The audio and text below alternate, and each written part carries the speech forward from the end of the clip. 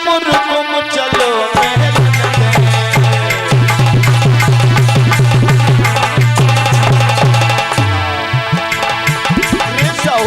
जिसदम रुकुम चलो महलन तब रुक्मिणी की जल धरकुम तब रुक्मिणी की जल धरकुम तो महलन से तब रुक्मिणी की जल धरकुम।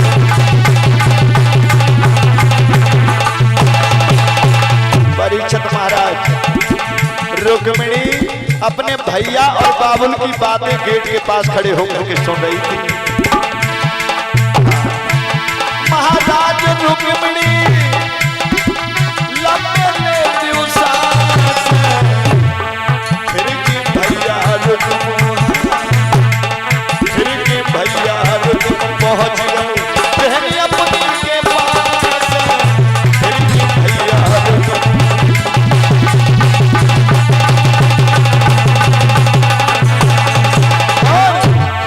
रुक्मिणी रो रही है। रुक्मिणी भैया ठाड़ो ठाड़ो कहे भैया ठाड़ो ठाड़ो कहे बहन मेरी गाय को रोती है भैया ठाड़ो ठाड़ो कहे हम जोली गाय को रोती है।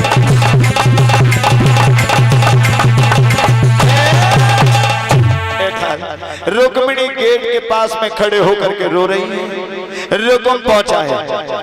रुक्मिणी हाँ तुम रो रही हो? हाँ मैं रो रही हूँ। क्यों क्या बात है? अब आज कैसी लड़कर आ रही है? भैया भैया मेरा विवाह तुम अपने साले शिशुपाल के साथ में तय करके आए हो। ये विवाह मुझे मंजूर नहीं। तारसिनी तमाचा दिया। मैं जो कहूंगा वही होगा वही होगा वही होगा। रुक्मिणी रोने लगी। भैया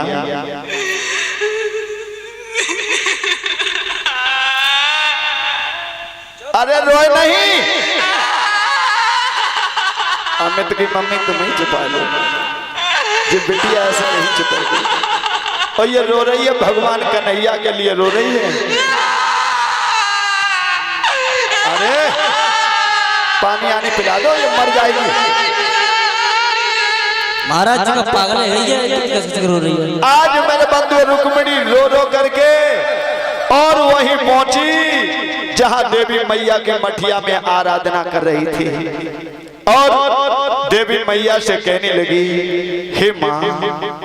हे मातेश्वरी मेरी तपस्या क्या निष्फल चली जाएगी और शिशुपाल मेरे आंगन में आएगा मैं नहीं जाऊंगी।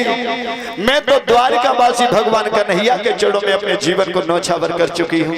और क्या बोली है सभी बोलिए माताएं बहनें। और ये अभयराम नंगला प्रसादी के रहने वाले हैं। 101 रुपए की भेंट अर्पण करते हैं भगवान से। हम निवेदन करेंगे प्रभु सदा प्रसन्नचित रखें। बोलिए ताली बजाइए। और किस तरह से रुक्मिणी कह रही है?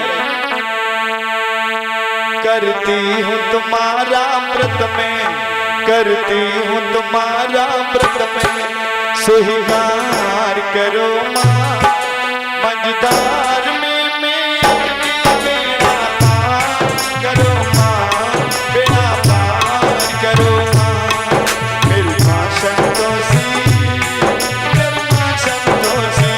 ताली बजाओ बोलो।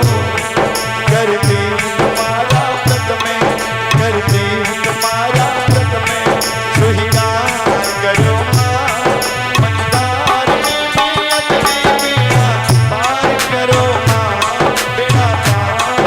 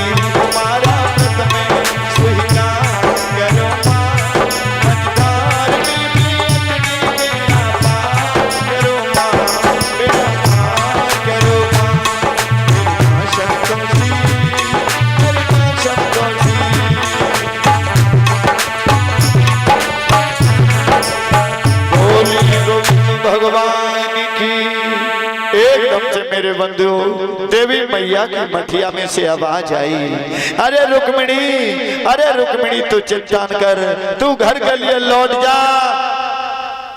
समय आने के अनुसार द्वारिकावासी भगवान कन्हैया तेरे आंगन में आ जाएंगे। एकदम से रुक्मिणी लौट आई है और इधर रुक्म जो है चिट्ठी लिखने लगा है अपनी साली शिषपाल के लिए चिट्ठी, और टीका लगन की तैयारी कर रहा है।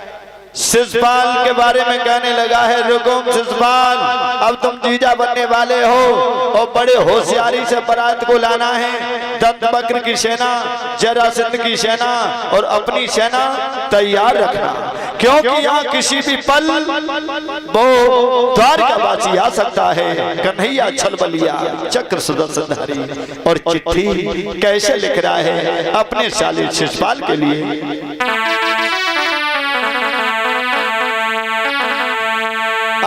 श्री शिवलाई अब हमने तो ले शरणी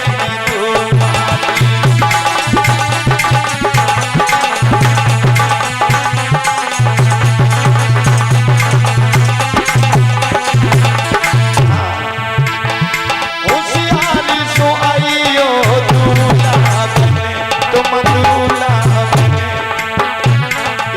मथुरा को आई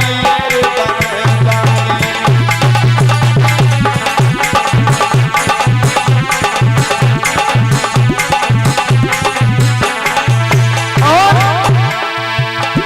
गलती मेरी तुम माफ करो, साले माफ करो, जीजा माफ करो, और द्वार पे नहीं थी हजार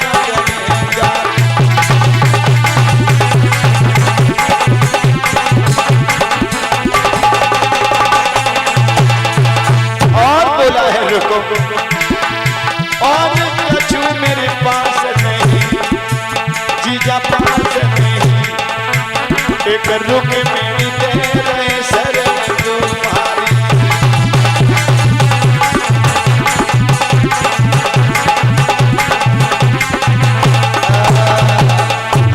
चिट्ठी लिख दी है कि मेरे होने वाले जीजा शिषपाल बड़े होश हवास में तुम तैयारी रखना, और टीका लगुन भेज दिया है। और टीका लगुन जब भेजा है, जैसे शिषपाल के यहाँ टीका लगुन पहुंचे, नाई ठाकुर और ब्राह्मण पहुंचे हैं, सोई शिषपाल को पक्का विश्वास हो गया कि मेरे जीजा सत्यवादी हैं। आज मेरे बंधुओं नाश्ता आस्ता कराया, नाश्ता कराने के बाद जब संध्या समय हुआ है तो टीका लगन का समय आया।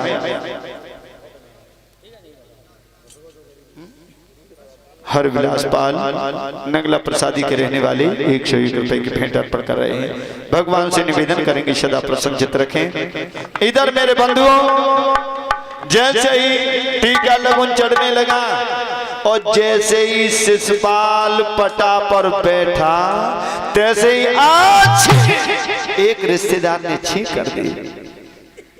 2-3 रिश्तेदार तो हाल ही उठने लगे, कहने लगे जो ब्याह और बारात में हाँ महाराज हालचाल सही नहीं मिलेंगे, अपने बाल बच्चा देखो वे तो रात में ही चले गए कि जब ब्याह ऐसे नहीं होगा जब मारधार होगी, क्योंकि आसमान पहले ही हो रहे हैं। शिषपाल बैठ गया पटा पे, पंडित जी कहने लगे हैं ऐसा करो दक्षिणा रखो, मंत्र बोलने लगे। ओम पवित्र पवित्र सर्वे स्नांगत समर्पण कर मंत्र सुजा। ओम मेन वदो बलिराज धन विंद्र महाबलाय तेन तम प्रतोधम रक्ष मांचल मांचला। ओम माधवाय नमः, ओम केशवाय नमः, ओम स्वारादित्याय नमः। अब दक्षिणा रखो। सोई शिषपाल कहने लगा पंडित जी दक्षिणा हम तुम्हें दूनी करके देंगे, लेकिन अभी तुम ये टीका लगो जल्दी चढ़ाओ, बात बहुत जल्दी पड़ी है, कुंदनपुर में जाएगी। आज मेरे बंधु इधर टीका लगन चढ़ गया है। अब नाई ठाकुर से शिषपाल ने कहा कि तुम और पंडित जी चलो उस जगह आपको दक्षिणा हम देंगे। और जैसे ही एक आंख में ले गया भीतर वाली कुठरिया में नाई ठाकुर कहने लगे हम तो तुमसे पंडित जी पहले कही थी थोड़ी थोड़ी दक्षिणा निकाल लो, तुम ज्यादा लालच में आ गए, अब पता नहीं क्या होगा। सो ये एकदम से बाहर से किवाड़ बंद कर दिए मेरे बंधुओं, बाहर से किवाड़ बंद कर दिए और जो शिशुपाल ने तलवार निकाली पंडित जी बेरिया की तरह से कपने लगे, चुटिया हलने लगी। नाई ठाकुर कहने लगे कि लो और ले लो दक्षिणा, हमने तुमसे पहले ही कही थी यहाँ दक्षिणा अच्छिणा की बात मत चलाओ। एकदम से शिशुपाल कहने लगा अब तुम यहाँ से जिंदा नहीं जाओगे। सही पंडित जी तो पछाड़ खाए के गिर पड़े। इधर नाई ठाकुर कहने लगा महाराज हे शिशुपाल अब तुम मुझे दक्षिणा दो या मत दो, हम बिगर दक्षिणा के चले जाएंगे। एकदम से शिशुपाल कहने लगा तो हमारे जीजा होने वाले जो हैं वो कैसे मानेंगे कि वो बलधारी हैं। सही मेरे बंधु उसने क्या किया पापी ने, और शिशुपाल भैया जब हाथों में लाओ तुम्हारो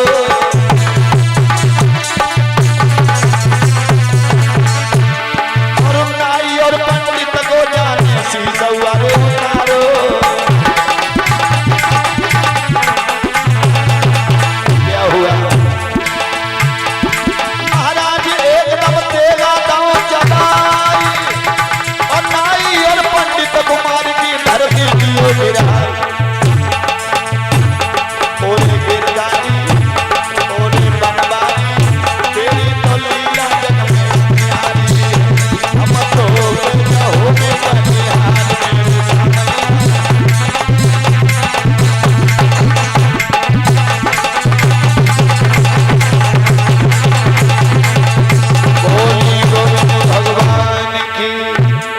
में बंधुओं कत्लेआम कर दिया और संदेशा भेज दिया है रुकुम के पास में के जीजा रुकुम देखो ये कत्लेआम मैंने पहला टेलर दिया है, अब तुम उसकी खैर मत समझो। अगर द्वारिकावासी आया बलराम कृष्ण तो यहाँ से मर कर के जाएंगे मेरे बंधुओं। इधर रुकुम कहने लगा होने वाले जीजा मेरे बड़े बलशाली हैं, अब तो कन्हैया और बलराम यहाँ से जिंदा नहीं जा पाएंगे, पहले तो आएंगे ही नहीं डर के मारे। इधर मेरे बंधुओं धीरे धीरे धीरे धीरे शिशुपाल जो है अपनी भाभी से कहने लगा ओ भाभी अब तू हमें दूल्हा बना दे, दूल्हा लल्ला दूल्हा बनोए आ जा। शिशुपाल को दूल्हा बनाने लगी और कुछ अपने आप भी वस्त्र पहनना है, यहाँ की चीज यहाँ पे, यहाँ की चीज यहाँ पे। मेरे बंधुओं बाजूबंद पैरों में फांसने लगा है और क्रीम पाउडर लगाया जा रहा है और भाभी कह रही है देवर बड़े होशियारी से जाइयो न तुम दोरानी के चक्कर में अपने प्राणों की आहुति दे दो। जी ने कायल लगाया था मैंने के हाँ लगा दो। क्या बात है, कुंदनपुर में आवे के लिए कैसे कैसे सज रहे हैं स्वामी जी, ब्याह को बड़ा शौक है। इधर मेरे बंधुओं कुछ सखियां खड़ी मंगलाचार गा रही हैं और कुछ सखियां ये बातें कर रही हैं कि देखो टेसू कैसे सजा जा रहा होगा।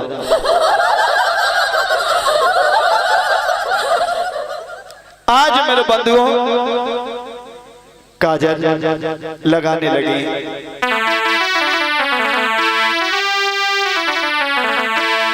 काजल लागी देन भूप के देन दिखाई रही बट्टा, कछु सखियां गाय रही मचाई रही ठाटा,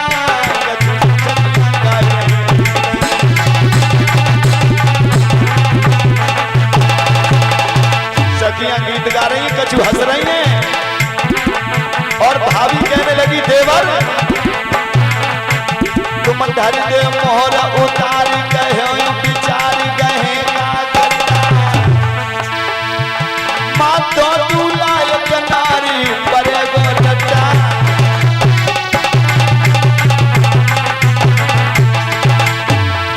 और कछु भी कोई नी को लग रहे कोई को लगी रहे शिशुपाल रहो शिकाई कछु को